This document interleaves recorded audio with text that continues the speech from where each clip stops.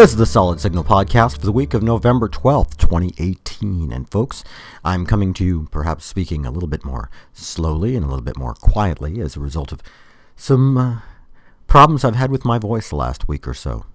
So if I have a little bit of a different tone this week, it's nothing to worry about. I'm sure I'll be back on top in just about a week. But it's not going to stop me from doing a podcast. Nothing is.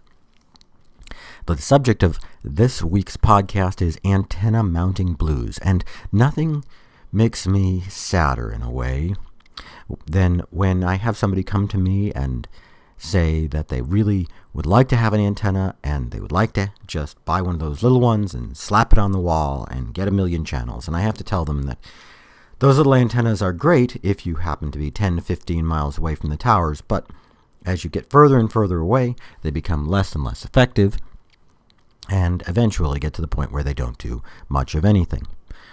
A lot of times I advocate an outdoor antenna even if you don't need one, because it's going to give you the best reception possible and it's going to help you with issues coming up like trees in your way and buildings that haven't even been built yet.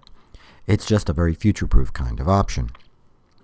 But I understand the frustration. I understand not wanting to get out there and install that antenna outside. Folks, I have to tell you, it's not that hard.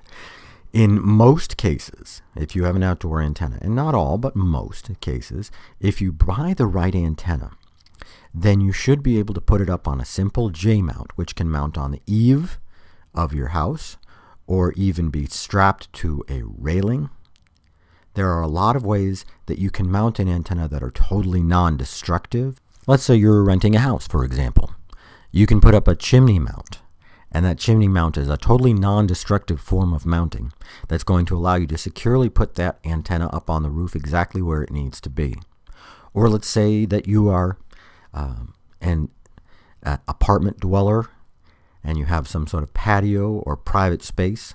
No one can stop you from putting an antenna up to 39 inches in any direction if you have a private space to put it in. And you can use something called a non-penetrating mount. This non-penetrating mount will use buckets of water or concrete blocks or what have you to stay nice and steady, and it will allow you to mount virtually any antenna that you need. For those who are truly in distant areas, yes, you're going to have to put an antenna up on the top of the roof and put a tall mast to try to get what you want to get.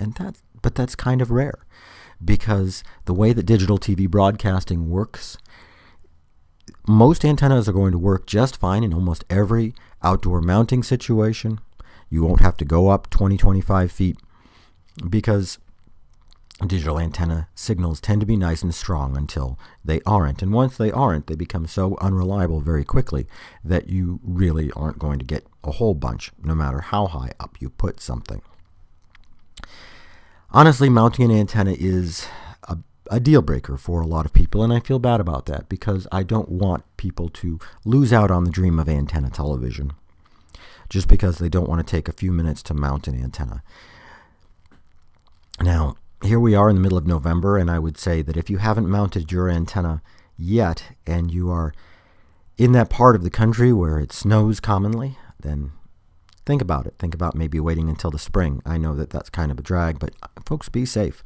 It actually snowed in our Michigan offices last week. And I mean this seriously. If you're somewhere where ice and snow is a possibility, the antenna can wait. But more and more folks live down a little bit further south where it doesn't snow in November, and sometimes where it doesn't snow at all. If you're somewhere where that happens, this is the perfect time for antenna mounting. It's not too hot up on the roof. It's easier to get up there.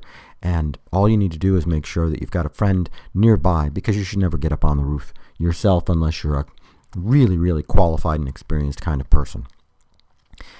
If you do need to get up on the roof to mount, you're going to find a bunch of really great opportunities for mounting products, that sort of thing, at solidsignal.com.